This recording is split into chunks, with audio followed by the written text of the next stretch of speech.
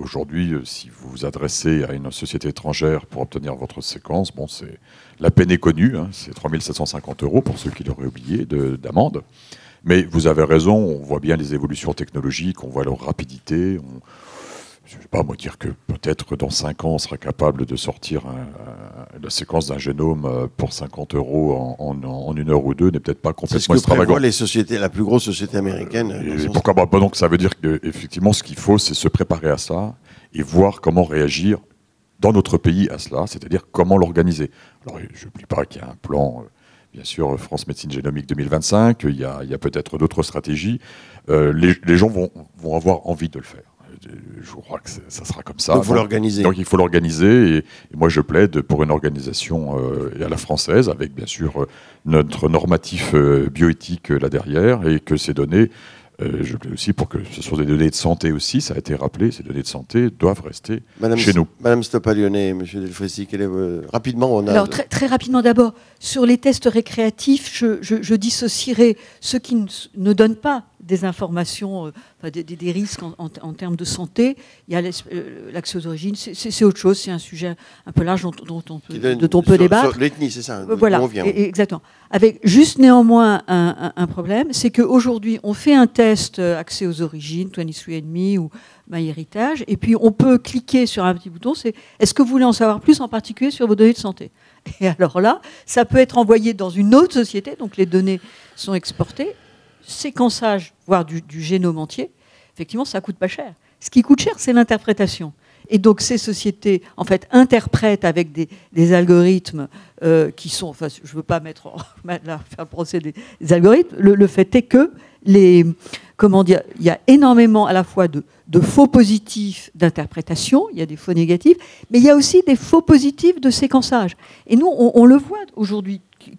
Aujourd'hui, tous les généticiens reçoivent des personnes qui demandent, auxquelles ces sociétés qu'on appelle en direct aux consommateurs DTC, donc on dit, bah voilà, vous avez tel ou tel gène associé à telle maladie génétique. Nous, on a eu récemment un jeune homme auquel on a dit, il y a une altération du gène TP53 et une altération du gène APC. C'est deux situations rares, gravissimes, avec des risques de cancer très importants. On se dit, bon, pas de problème, ils se sont trompés dans l'interprétation, c'est un polymorphisme, machin. Puis pas du tout, on regarde, c'est vraiment des variants pathogènes. Et alors on se remet dans la droite ligne du diagnostic, on se remet sur les rails, on fait 2 prélèvements sanguins, et on regarde s'il y a l'altération. Ces altérations, il n'y avait pas. Mais entre-temps, il nous faut un petit peu de temps, il nous fallait quelques semaines pour avoir le résultat bien fait. Je l'interroge, je lui demande...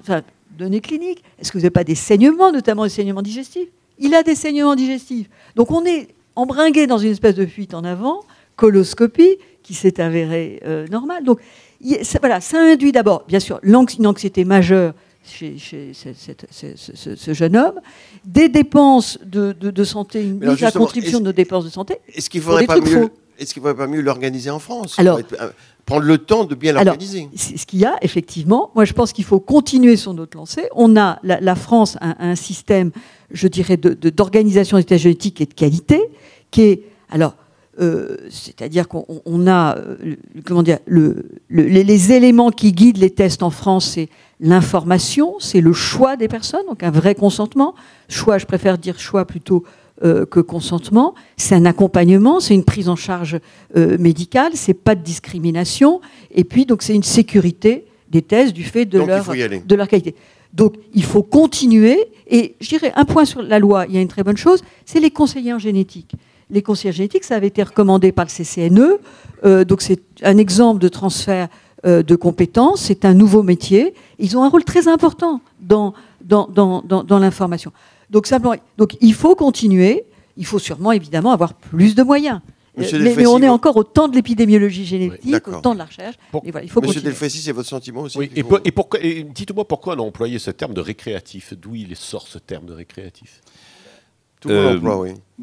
Moi, je regrette en fait que la loi n'ait pas été plus loin. Enfin, c'est pas moi qui regrette. Hein, le CCNE, on a beaucoup discuté de ce sujet.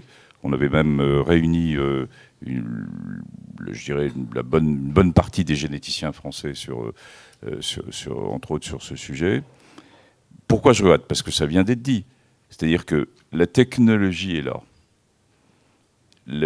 Il va y avoir un processus très fort de commercialisation. Hein.